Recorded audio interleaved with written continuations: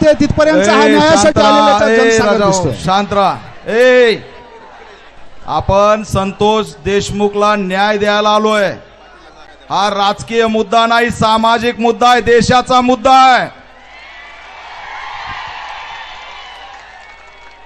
आज जो काही बीड मध्ये माज आलेला आहे, काही जणांना तो माज उतरायला इथं आलेलो आहे. अनेक वर्षापासून यांचा माज होता, हा माज उतरवण्यासाठी इथं आलेलो आहे.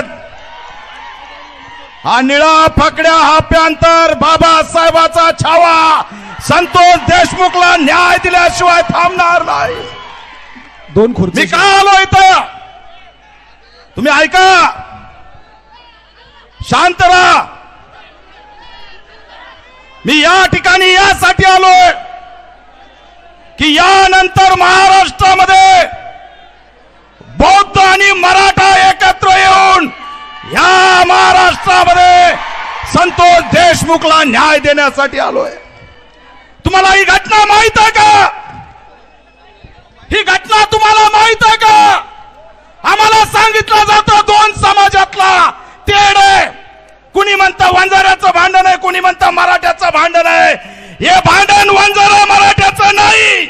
आमचा संतोष देशमुख ज्याला वाचवायला गेला होता तो माझा भाऊ बौद्ध समाजाचा अशोक सोनवणे होता. तो बौद्ध समाजाच्या तरुणाला वाचवायला गेला आणि त्याला वाचवायला गेला म्हणून जीव दिला. मी आज या ठिकाणाहून ठणकावून सांगतोय, संतोष देशमुखला माझ्या भावाला वाचवण्यासाठी जीव गमावला.